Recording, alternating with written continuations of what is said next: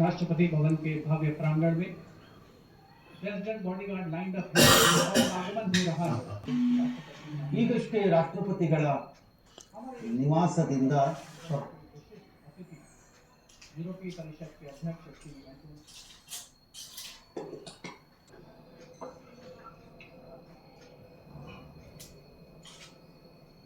ರಾಷ್ಟ್ರಪತಿ ಭವನದಿಂದ ರಾಷ್ಟ್ರಪತಿಗಳು ಮತ್ತು ಈ ಬಾರಿ ಗಣರಾಜ್ಯ ರಿಸೀವ್ ಮಾಡ್ಕೊಳ್ಳೋದಕ್ಕೆ ಪ್ರಧಾನಿ ಮೋದಿ ಅವರು ಕೂಡ ಆಗಮಿಸ್ತಾರೆ. ಅದು ರಾಷ್ಟ್ರಪತಿಗಳ ಅಂಗರಕ್ಷಕ ದಳದೊಂದಿಗೆ ಈಗ ಅವರೆಲ್ಲರೂ ಕೂಡ ಅಲ್ಲಿಂದ ಹೊರಡುತ್ತಾರೆ. Colonel Amit Berwal gives the command, and to the left of the President's buggy will be riding the second in command, Lieutenant Colonel Angad Singh Thiem, astride Arya. The presidential buggy, a symbol of India's rich history today, magnificent bay and dark-colored war horses. And this is the senior-most regiment, the column.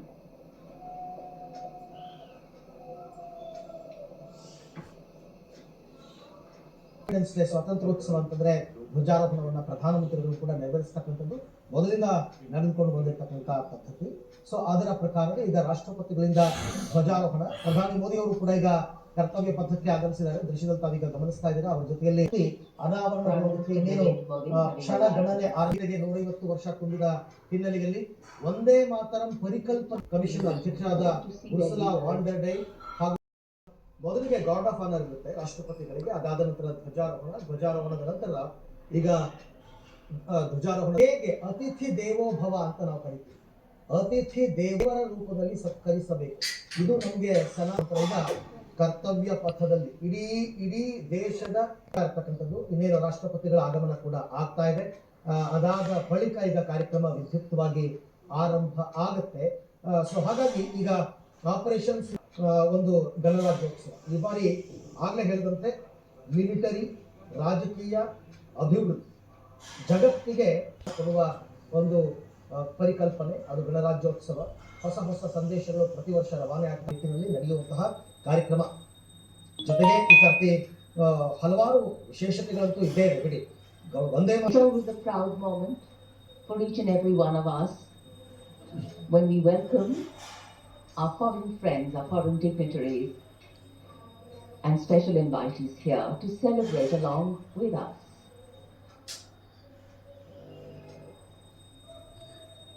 Because what else is democracy if not President Murmu, India's constitutional head, being welcomed here at the saluting base. वरिष्ठ अधिकारियों और गणमान्य व्यक्तियों से Europe और भारत के संबंधों में एक महत्वपूर्ण अवसर। भारत अब राज्य बन गया है। सबसे हर वर्ष ये गूंज दुनिया सुनती है।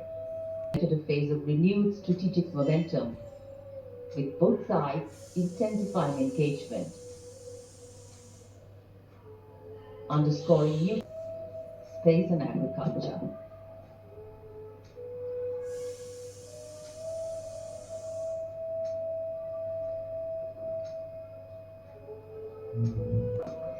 President's bodyguard now getting ready for the national anthem.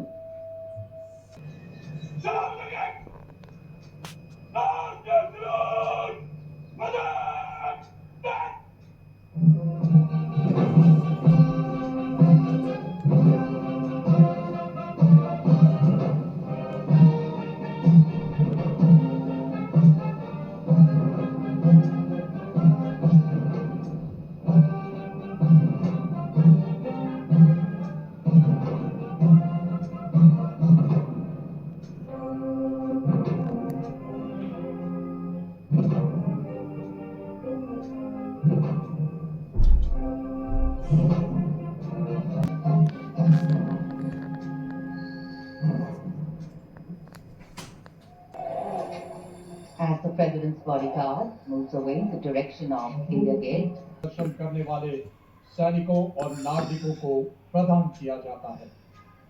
सम्मानित अशोक चक्र पदक, आकृति गोलाकार पदक सोने से मढ़े कांस्य से निर्मित पदक का व्यास 35 ಧ್ವಜಾರೋಹಣದ ಬಳಿಕ ಈಗ ನಡೀತಾ ಇರತಕ್ಕಂಥ ಕಾರ್ಯಕ್ರಮದ ನೇರ ಪ್ರಸಾರ ರಾಷ್ಟ್ರಪತಿ ದ್ರೌಪದಿ ಮುರ್ಮು ಅವರಿಂದ 77ನೇ ಗಣರಾಜ್ಯೋತ್ಸವದ ಧ್ವಜಾರೋಹಣ ಕಾರ್ಯಕ್ರಮ ಈಗ ಆಗಿರ್ತಕ್ಕಂಥದ್ದು. ಇದಾದ ನಂತರ ಈಗ ಗೌರವ ವಂದನೆಯನ್ನ ಸ್ವೀಕಾರ ಮಾಡುವಂತಹ ದಿನ, ಅಂದ್ರೆ ಜನಸಾಮಾನ್ಯರಿಂದಲೇ ಸರ್ಕಾರಗಳು ನಡೆಯಬೇಕು ಅಂತ ತಿಳಿದುಕೊಂಡಂತಹ ದಿನ, ಅತ್ಯಂತ ಮಹತ್ವದ ದಿನ, ಸಂವಿಧಾನವನ್ನು ಒಪ್ಪಿಕೊಂಡಂತಹ ದಿನ.